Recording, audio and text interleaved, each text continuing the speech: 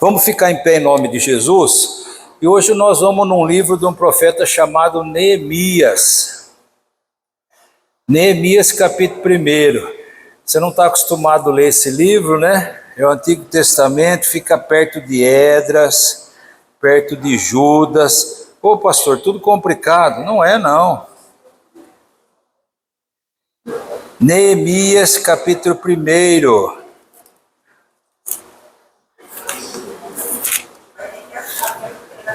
Neemias, um pouquinho antes de Jó. Neemias capítulo 1. Abre no livro de Jó e vem um livro para trás que você acha ele. Neemias capítulo 1. Vamos falar sobre o crente, o que é o crente, como a gente identifica um crente, né? Não é para você julgar os outros, é para você julgar a si mesmo, viu, Shirley? A Bíblia fala que nós temos que julgar a si mesmo, a nós mesmos. Neemias capítulo 1. Neemias capítulo 1. Abre lá no livro de Jó e vem um livro para trás que você vai achar. Neemias capítulo 1. Você vai gostar desse livro. Amém? Ajuda a Maria ali, galinho. Esse livro é difícil de achar, a gente não está acostumado mesmo. Nós aguardamos, não tem problema.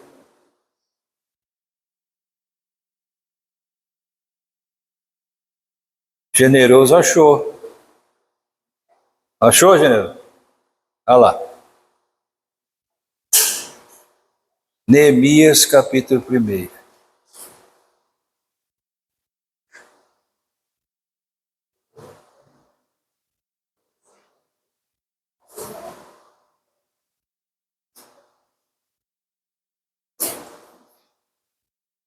Amém? Vamos lá então, diz assim, ó. Palavras de Neemias, filho de Acalias. Ora, sucedeu no mês de Quisleu, no ano 20º, estando eu em Suzã, na capital, que veio Anani, um dos meus irmãos, com alguns de Judá, e perguntei-lhe pelos judeus que tinham escapado e que restavam do cativeiro, acerca de Jerusalém. Eles me responderam: os restantes que ficaram do cativeiro lá na província estão em grande aflição e vergonha. Também está derrubado o muro de Jerusalém e as suas portas queimadas a fogo. Tendo eu ouvido estas palavras, sentei-me e chorei, e lamentei por alguns dias, e continuei a jejuar e orar perante o Deus do céu. Amém? Pode sentar, diga comigo: sem Jesus, nada posso fazer. Amém? Senhor meu Deus e meu Pai, nós vamos falar da Tua palavra. Não é a minha palavra, não é a palavra do homem, não é a palavra da política, é a palavra do Deus vivo. Descortina, Senhor Deus, a cegueira de nossas vidas, que nós podemos, Senhor, entender o mundo espiritual em nome de Jesus. Amém? Graças a Deus. Meu irmão, você sabe que nós temos um robozinho lá em Marte. Você sabia disso? O homem conseguiu levar um robozinho lá em Marte. De vez em quando o robô manda uma foto de uma pedra, de alguma coisa que tem lá. Não tem vida. Eu acredito piamente que não há vida humana em nenhum outro lugar. Ah, pastor, mas e o ET?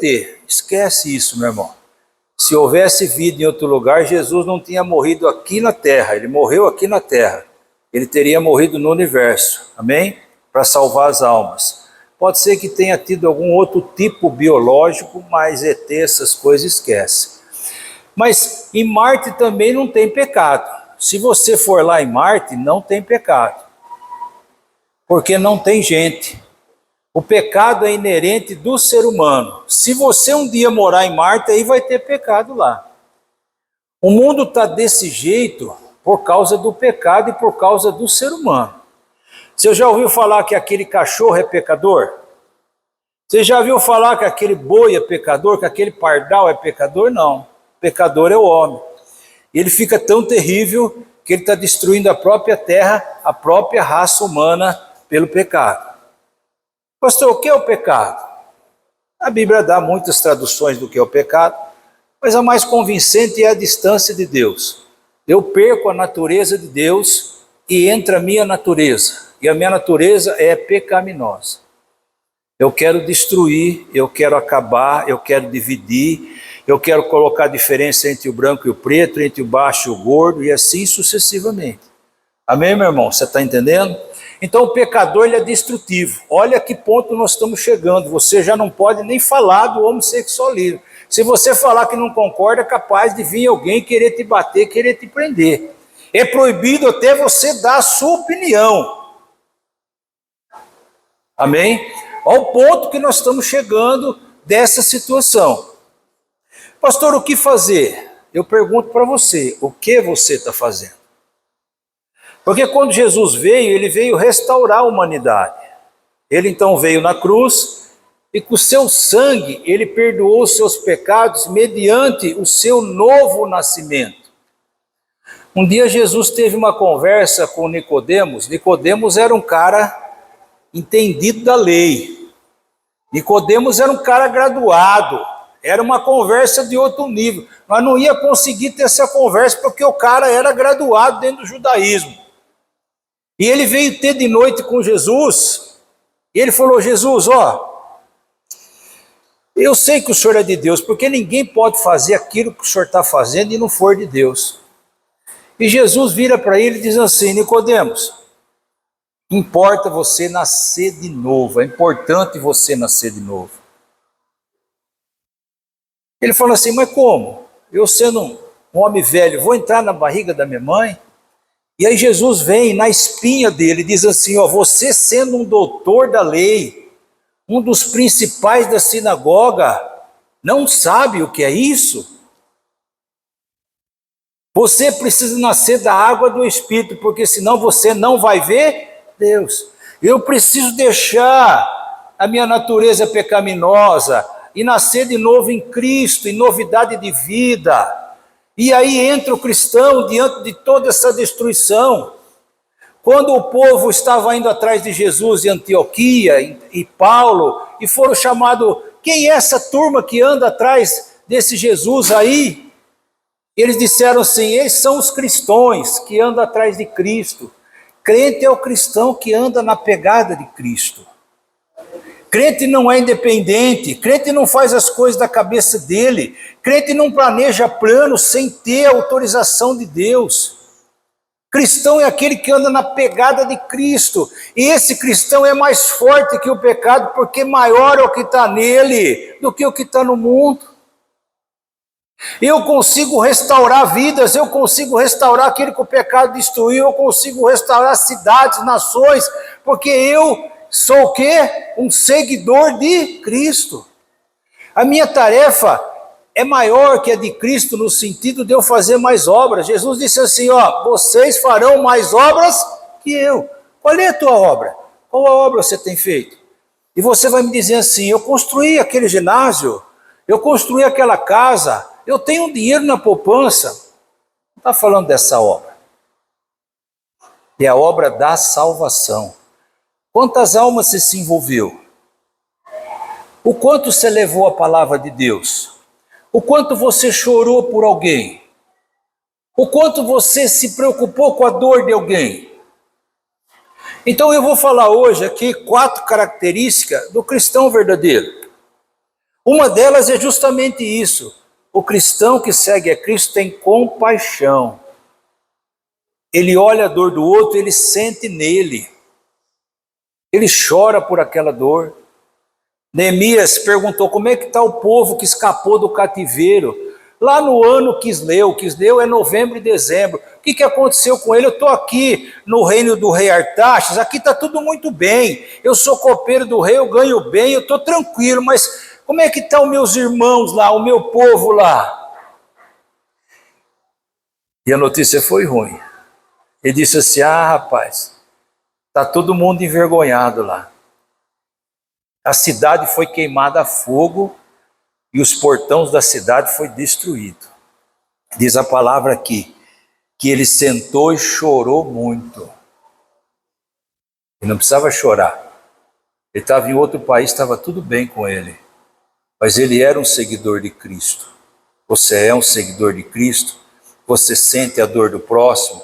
Você se envolve com a dor do próximo? Você está preocupado com o próximo? Ou a preocupação é tua vida? Diz que ele sentou e chorou muito por alguns dias, e ele jejuou, e ele orou perante o Deus vivo. Você tem orado por alguém? Você tem jejuado por alguém? Por alguém que está em aflição, por alguém que está doente, por alguém que Deus te mostrou, não é da tua família não, porque se eu jejuar pela minha família, eu sou igual aos gentios, os gentios já fazem isso.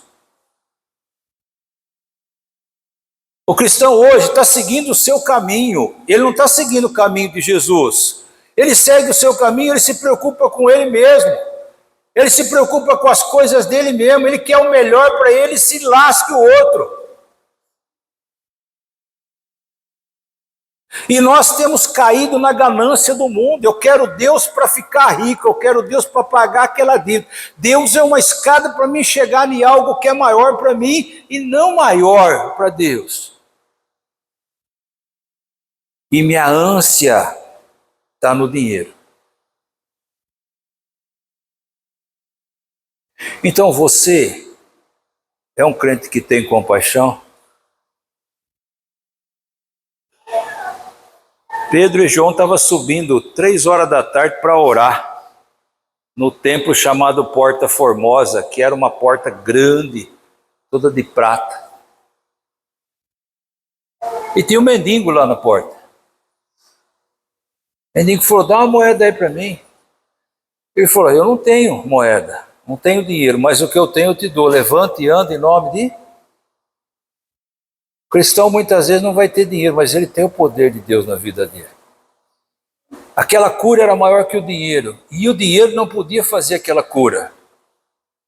O poder na sua vida é maior que o dinheiro, e o dinheiro não pode fazer o que o poder vai fazer na tua vida, salvar você. Mais do que salvar, você vai ser uma ferramenta na mão do Senhor. Você vai ser uma ferramenta na mão do Senhor. Outra característica do crente, ele não se alegra com a morte do outro. O crente está vendo as pessoas irem para o inferno, o crente está vendo as pessoas se perderem, seu coração está triste. Ele não vê alegria quando Satanás mata uma vida, ou quando Satanás consegue levar uma vida para fora da igreja. Ele não vê, ele se entristece, ele não sente alegria com isso. Ele não sente alegria que o seu inimigo se deu mal, não. A nossa alegria está no Senhor, na salvação, nas coisas de Deus, nas coisas que trazem transformação no mundo. Como o pecado destruiu, o amor de Deus cobre uma multidão de pecados. Eu fui chamado para isso. Você foi chamado para isso. Isaías diz na sua palavra que um crente vale por 1000.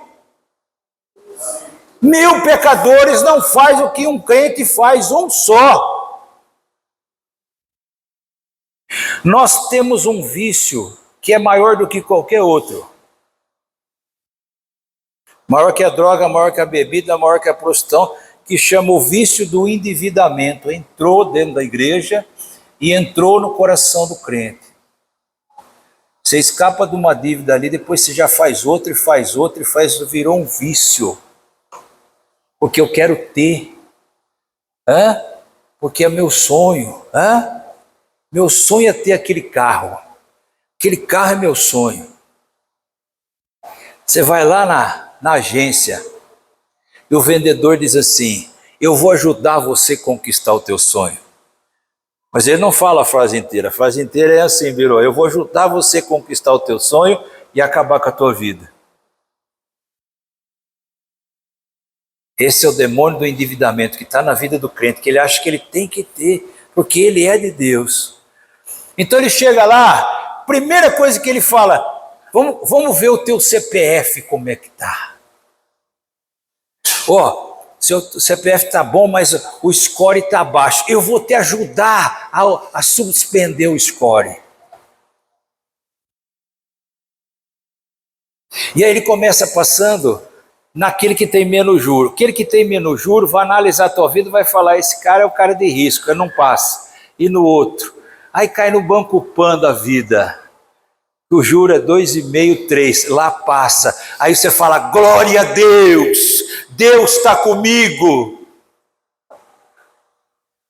E aí ele fala para você assim, vai dar uma voltinha, ver se você gosta. Pronto, você foi dar uma voltinha, você já volta falando assim, Deus vai me dar força de pagar esse carro.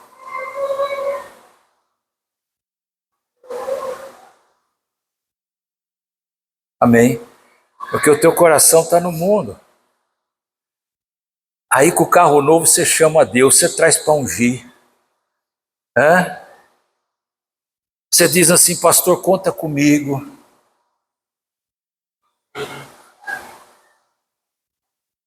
Estou falando mentira, meu irmão? Jesus certa vez estava andando com os discípulos. Ele disse assim, ó, uma comida eu tenho para comer que você não sabe. Os discípulos um olhou para o outro e falou, rapaz, nós esquecemos de trazer o pão, o mestre está bravo. Ele falou, não é esse pão não, você não tem nada a ver com isso. A minha comida e a minha bebida é fazer a vontade do meu Pai.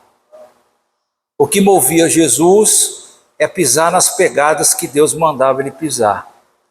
Paulo foi levado ao terceiro céu, ele disse assim, ó, eu queria ir para a direita, Deus me levou para a esquerda. Depois eu queria ir para a esquerda, Deus me levou para a direita. O cristão não tem vontade própria, é a vontade de Deus na vida dele. Eu fui chamado para salvar pessoas. Eu fui chamado para reconstruir. Eu fui chamado a sentir a dor do próximo. Eu fui chamado a me envolver na obra. A terceira característica do crente é se envolver na obra. Pastor, ó, o ventilador está sujo, vamos limpar. Pastor, está precisando do quê? Pastor, precisa comprar isso aqui. Pastor, vamos fazer. Pastor, vamos lá no hospital. Pastor, vamos lá levar o panetone. Você precisa se envolver na obra. Amém? Na terça você tem que estar aqui, na quinta você tem que estar aqui. Você precisa se envolver na obra. O cristão se envolve com a obra de Deus. Esse homem sentou e chorou e ele chegou para o rei. E disse, meu coração está triste. E o rei falou, me fala o que eu posso fazer por você. Porque ele tinha uma patente de copeiro lá, ele serviu o rei, ele era o cara lá. Ele falou, fala aí qual é a tua tristeza que eu resolvo. Ele falou, não rei, meus irmãos estão em grande agonia lá em Jerusalém.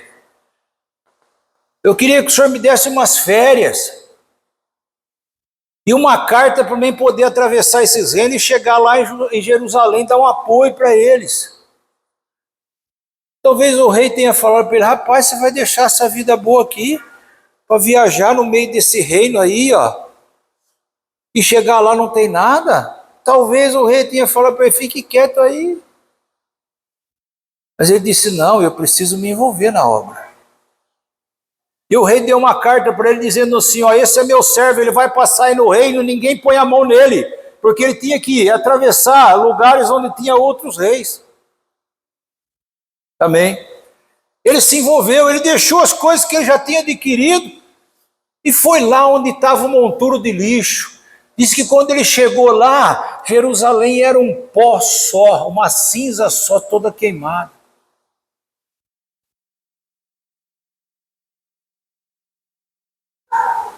E ele disse para um assim, vamos reconstruir a cidade.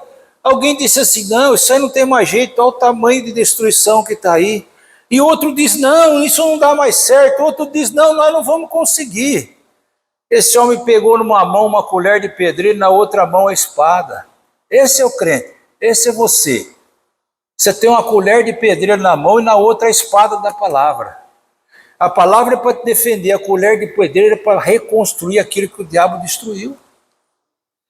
Nem que não vá ninguém com você. Um só já é suficiente. Um crente vale por 1000. Você foi colocando na tua família para você reconstruir lá. Lá não tem emprego. Há um chamado para você. Mas você precisa se envolver. O crente hoje não quer se envolver. O crente hoje não quer se envolver na obra. Isso é a grande maioria. Há 30 anos atrás houve uma mulher chamada Albertina, uma mulher que vivia na barra da saia do padre. Fazia caravana para ir para Aparecida. Um dia o câncer tomou seu fígado e Aparecida não pôde resolver. E você sabe que quando chega a doença, não tem forte e não tem rico, né? A doença quebranta você. Você pode achar que você tem muitos problemas, hein, Chile? Quando chega a doença, você vai ver que você tem um problema só. O resto não era problema. Essa mulher um dia foi para a igreja com o pastor Henrique e ela foi curada do câncer, uma semi-analfabeta. E essa mulher abriu 70% das igrejas quadrangulares que estão em São Carlos. Porque ela era uma crente que se envolvia. Reunião de pastor, 20 pastor, 10 obreiros, diácono servindo aguinha. O pastor Henrique falava assim, eu tenho que abrir uma obra em tal lugar. Quem vai? Nenhum pastor levantava a mão. Porque você tirar a poeira e assentar a primeira pedra é difícil, não é?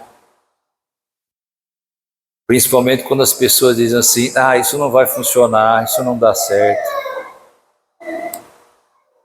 Mas quando tem 200 pessoas, eu assumo, né? O pastor Eduardo assumiu a igreja do Santa Feliz com 200 pessoas. Ela que passou. Amém?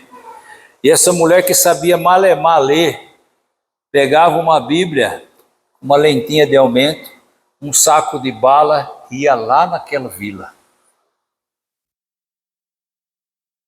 Criança tem em todo lugar, não tem, meu irmão? Ela juntava meia dúzia de crianças, dava umas balas, sentava no chão e começava a contar a história de Jesus. Daqui a pouco ela estava na área de uma casa, daqui a pouco ela estava num salão. Aí o pastor encostava e dizia assim para ela, irmã Bertina, quer que eu vou ajudar a senhora lá?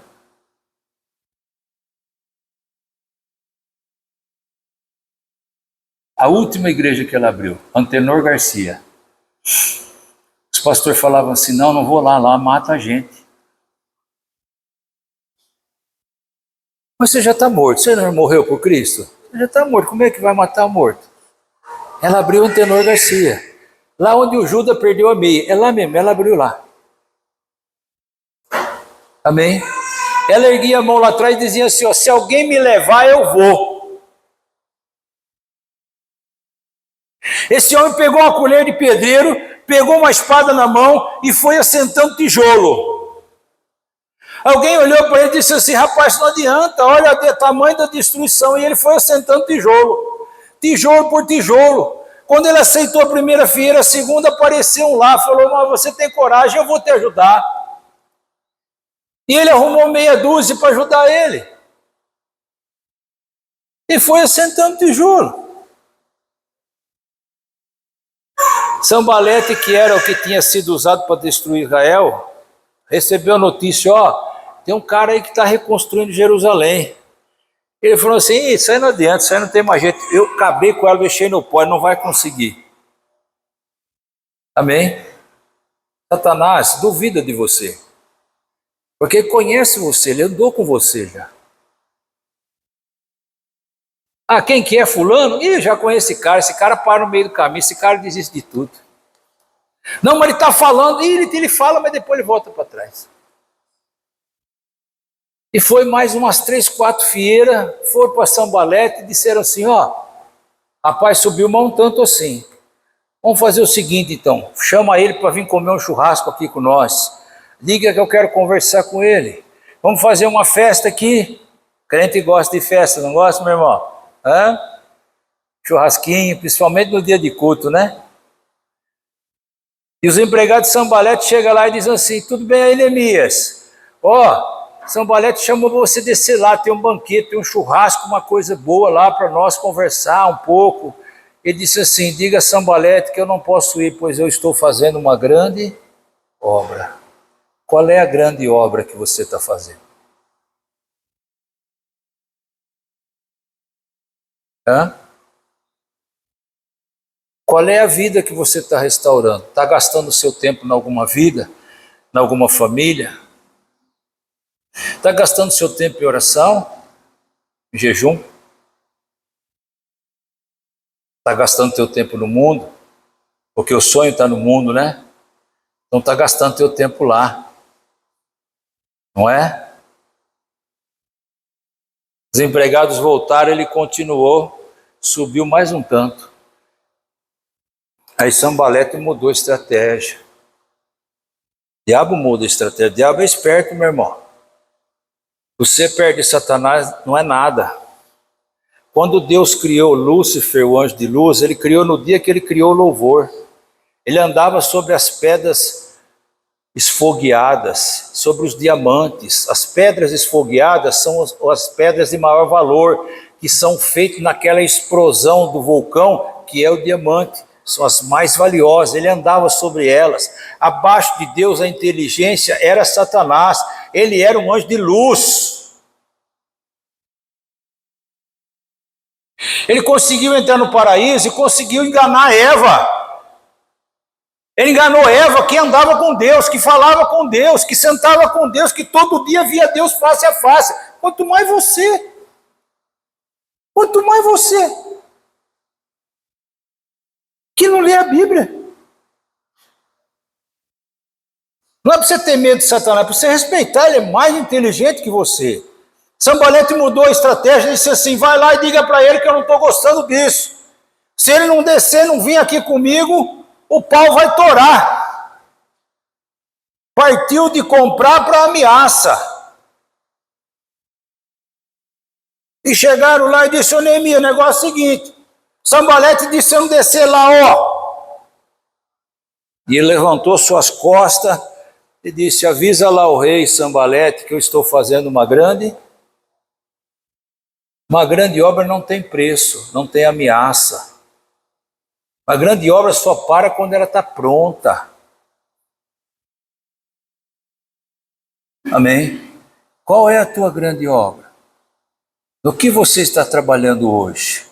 Você é um crente, você pisa nas pegadas de Jesus. Você não é um religioso, você é um crente. Nós não somos evangélicos, nós não somos gospel, nós somos crente. Nós seguimos Jesus. Amém? Jesus não ficava deitado no sofá no dia de culto. Jesus orava de madrugada, jejuou 40 dias, se batizou, jejuou 40 dias. Jesus não ficava reclamando da vida. Estamos numa era de crente reclamão. Como é que está, meu irmão? Eu não sei, estou triste. Está triste porque a tua obra está no mundo. São as coisas do mundo. Aquele carro que um dia você sonhou, hoje ele é peso na tua vida. Vira um mês agora, você tem uma coisinha chamada de PVA. Amém? Custa 50 mil teu carro, você tem que pagar 2 mil de PVA. Tem um segurinho para botar no seu carro, porque se você bater em outro carro, você não se levanta nunca mais. E aí? Tem que trocar o óleo.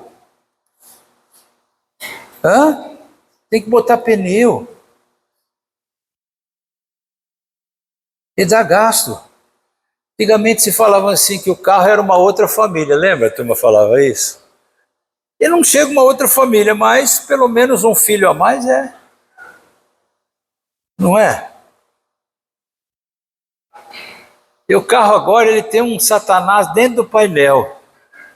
Vai chegando o dia de trocar o óleo, lá 1000 quilômetros, você liga e já fala, tem que trocar o óleo.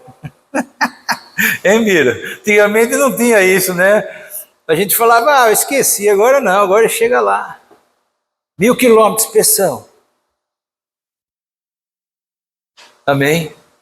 Qual é a tua grande obra? O crente faz uma grande obra. Diz para mim, estamos chegando no final do ano. Por que o crente está reclamando? Por que o crente está endemoniado? Por que o crente está depressivo? Porque, meu irmão, Vai para 15 anos atrás, quando você via depressão no meio de crente. O crente foi liberto, entrou na igreja, a alegria dele era crente, ser crente, era crente e acabou. Era do mundo, ele saía do emprego, ele ia para o bar, agora ele sai do emprego e vem para a igreja. O que tem para fazer aí? Tem que limpar o telhado. De domingo juntava aquela crentalhada, a mulher com uma bacia de arroz e galinha no fogo e se fazia o serviço.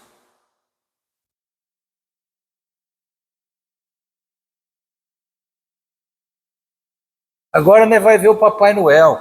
Chega o dia de culto, o crente vai lá tirar foto com o Papai Noel, deixa o culto aí. Onde você estava, irmão? Ah, fui ver o Papai Noel chegar.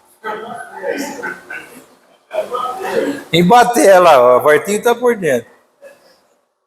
Fui ver o Papai Noel chegar. Eu falei, mas quantos anos você tem, irmão? Ah, pastor. O coração está no mundo, nas coisas do mundo. Então, se o coração está no mundo, você tem as doenças do mundo. Depressão, ansiedade.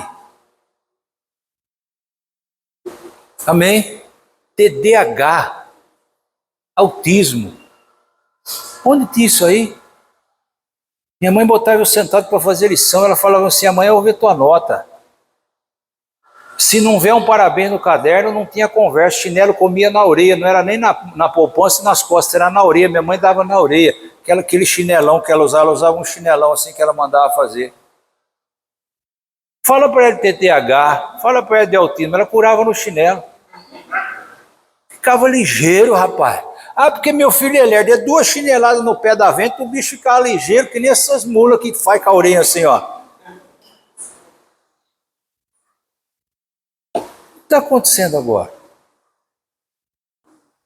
Ah, meu filho só come nuggets. Todo dia me falou isso.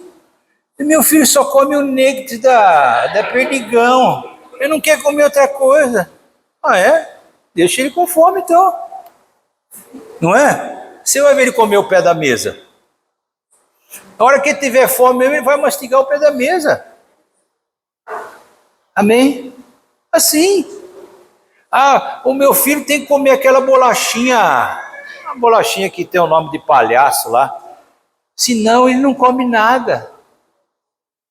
Deixa sem comer. Amém? Tinha um médico que tratava da Sara, um pediatra chamado Dr. Húngaro, já morreu. Ele até tinha um filho deficiente. Ele atendia eu na casa dele, de madrugada a Sara ficava doente, né? E quando o Marquinho nasceu, o Marquinho comia aquele tanto certo. E um dia o Judito falou assim para ele, mas ele come muito pouquinho, muita coisa. Ele falou assim, mas o que a senhora tem que ver o que ele come? Deixa ele comer o que ele quer, o tanto que ele quer. Desde pequeno a senhora vai interferir na vida dele? Falou, mas Judito, sim. Hã? Ele falou para mim, você fuma dentro de casa? Eu falei, não fumo dentro de casa, naquele tempo eu fumava, né? Ele estava com uma cigarro no bolso. Eu falei, o senhor está com uma cigarro? Ele falou, paciente aqui é você, ele falou. Pagando ele particular de madrugada. Ele falou, a comida da criança é essa, a quantidade é quanto ele quer, ela falou. Boa. Era um tal de leitinã, porque tem que dar o leitinã. Um dele falou para mim assim, e aquele cara da favela, qual o leite que ele toma? O médico falou para mim isso. Eu falei, toma o leite São Carlos, aquele de saquinho, tinha o leite São Carlos, lembra? Ele falou, então, tá melhor que o seu, ele falou. Tá melhor que o seu filho. Dá o leite de vaca para ele. Olha, meu irmão, aquele dia Deus baixou lá, eu falei, graças a Deus, que a mulher queria dar não tenho não, 1, 2, 3, até o 20. Me custava os olhos da cara. Primeiro dia, metade de água e metade de leite. Tomou, ele falou, na semana que vem você já dá só leite, acabou o problema. Amém? Tomava o NAN, ressecava, aí tinha que tomar um remédio para sortar. Aí tomava um NAN, outro remédio. Mas então não tem jeito. Amém? Presta atenção, meu irmão. O teu sonho está no mundo, você sofre a consequência do mundo. Agora eu vou te lembrar uma coisa aqui essa noite, você é um crente. Você não é um gospel, aqui não é uma church, aqui é uma igreja, onde prega o evangelho. Nós fomos chamados a fazer uma grande obra. Não é comprar um carro, construir uma casa, isso não serve de nada para Deus. A grande obra é reconstruir aquilo que o pecado destruiu.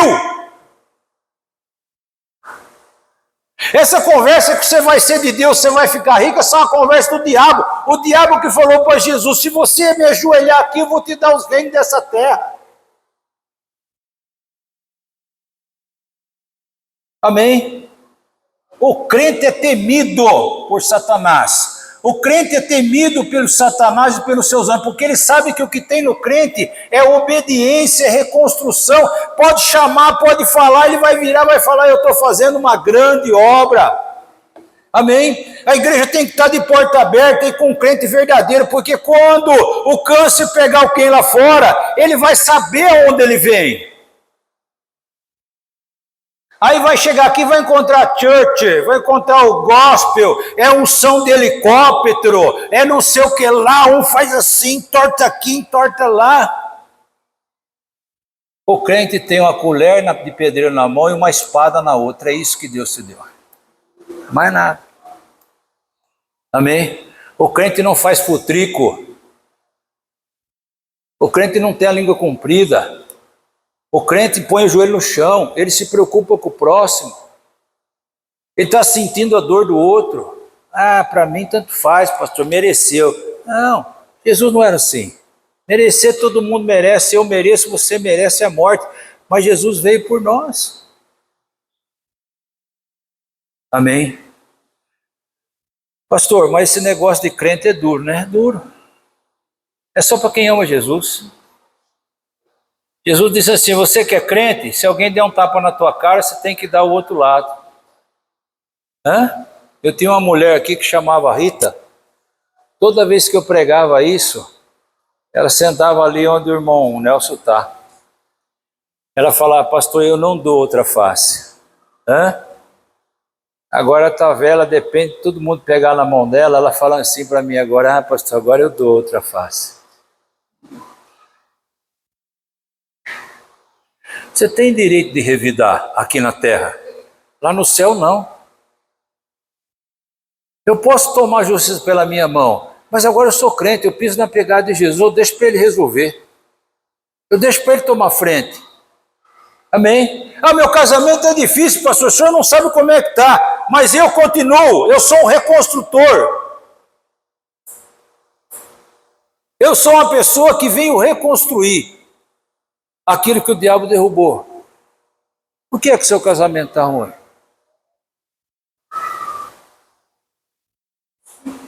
Fala para mim. Ah, meu marido me bate. Fale para mim, porque eu vou lá. Se ele te bate, você fala para mim que eu vou lá. E vou encostar o pescoço dele na parede. Amém? Na autoridade de Cristo. Vou dizer para você, quem é você para bater na sua mulher? Amém? Estou falando sério. Eu tive um caso assim, lá em Ribeirão. Uma mulher veio para a igreja, se converteu. Era tão firme que eu levei ela para a diaconisa. E ela tinha um marido que bebia, e quando ela chegava da igreja, o marido batia nela. Nunca ela me falou. Mas um dia ela chegou machucada. Eu falei, irmão, o que é isso aí? Ela falou, não, foi na roça, eles cortavam a cana. Eu falei, não, mas é no olho, isso é ferimento de pancada. E aí ela me contou que quando ela vinha para a igreja, o marido já tinha chegado, já estava bêbado, dormindo no sofá. Mas ela botava o pé dentro de casa, o marido acordava do sofá e batia nela. E o marido dizia assim, se você for de novo amanhã, eu te bato de novo. E aquele dia ela me contou, eu disse para ela assim, a senhora vai largar a igreja? Não. Então a senhora vai embora, nunca mais ele vai te bater. Ela chegou em casa, ela botou a chave na fechadura, ele levantou para bater nela, o demônio pegou ele e deu um pau nele. Quebrou os dois braços dele. O demônio que pegava ele para bater nela. Quebrou os dois braços. Na outra semana eu vi um negão sentado com o braço assim, um ferro aqui, outro do outro lado, assim, sentado lá na igreja. Era o dia dela trabalhar, ela estava de pé. E eu fui andando, tenho esse costume de andar, dar a mão, né? E falei, tudo bem, senhor, é a primeira vez e tal. Ah, como é que vai? Eu sou o pastor Marcos, fica à vontade e tal, né? Depois a mulher falou que lá é meu marido. E aí ela contou. Amém? Violência, Deus não se agrada. E se ele precisar botar a mão, ele põe a mão. Qual é o outro problema que você tem na família? O que está acabando seu casamento? Traga aqui para mim, não vai consertar. Amém? E a palavra é consertar mesmo. Mês que vem parece outro problema. Casamento é que nem carro velho. Vai aparecendo defeito e não vai consertando. Né? Vai consertando. E quanto mais velho, mais defeito. Não é, Paulete? Quanto mais velho, mais defeito. Amém? Esse dia a Judite queria bater na minha cachorra. Porque ela fez xixi no tapete. Eu falei, não põe essa água para beber no banheiro. Ela inventou de botar água para o cachorro beber no banheiro da suíte. O cachorro bebe água ali, o que ele quer fazer? Ele quer urinar. Meus cachorros educados, vai tudo para fora. Não tem nada a ver. Um dia ela saiu correndo de chinelo atrás da minha cachorra. Eu falei, você está errado, irmã. Vai bater no cachorro, vai tirar a água de lá. Não, vai tirar e ponto. Tirou a água, acabou. Amém? Então o casamento vai se consertando. Se consertando. Até chegar o dia que você deita com a sua mulher na cama, pega na mão dela e fala assim, paz, irmã, paz, irmão. E, dorme. Amém? É assim. Até Deus recolher um. Amém ou não? Eu estou fazendo uma grande obra. Quem está fazendo uma grande obra aí? Deixa eu ver.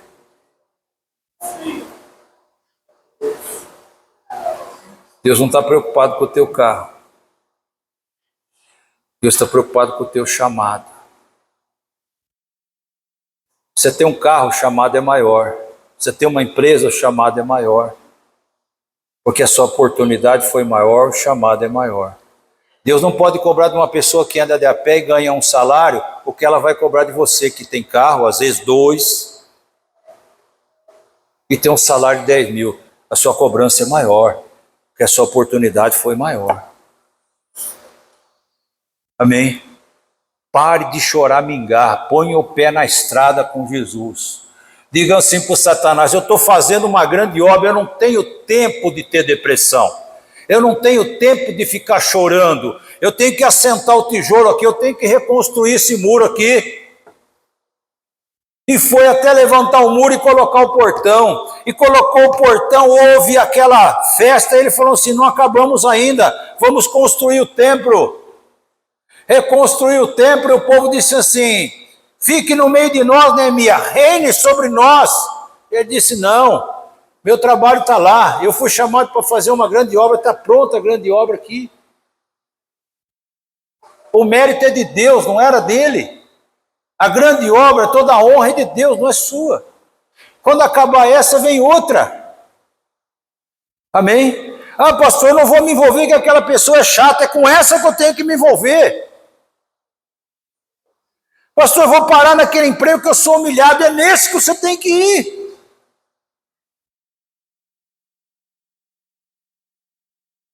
É nesse que você tem que ir. Você quer coisa fácil? Não tem coisa fácil. São Pauleto falou, senta aqui, vamos comer aqui, larga isso, coisa fácil. Não, eu estou fazendo uma grande obra. Você é crente, meu irmão?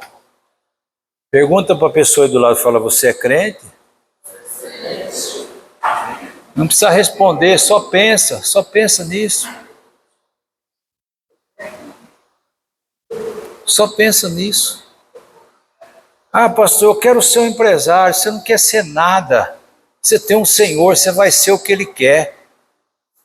Paulo começou sendo cidadão romano, começou sendo um dos primeiros na igreja do judaísmo. Ele era um soldado, ele era uma pessoa de posse. Sabe como é que ele acabou? Com o pescoço cortado. Só que a Bíblia fala que Paulo foi elevado ao terceiro céu.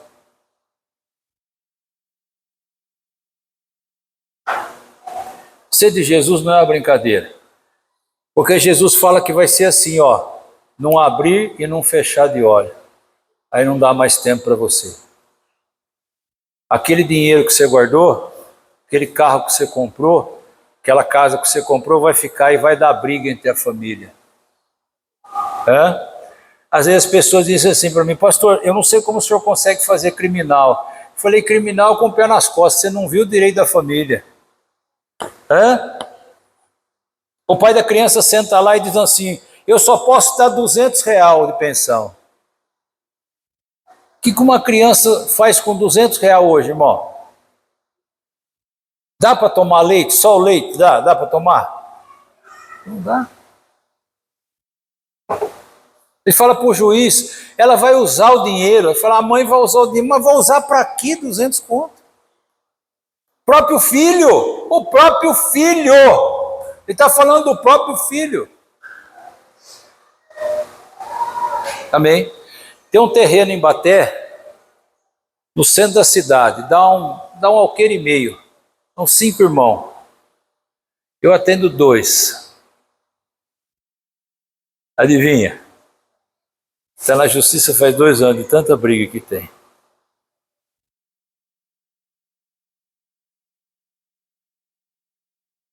E um fala assim para o outro: eu vou até as últimas consequências. Sabe quantos anos tem os irmãos? Tudo com 80 anos. É, sim. Amém? Mas nós somos o quê? Crente. Nós temos outra conduta. Nós temos uma pá na mão e a espada na outra. E nós estamos fazendo uma grande obra. Amém? Pega o seu envelope, vem para frente. Em nome de Jesus.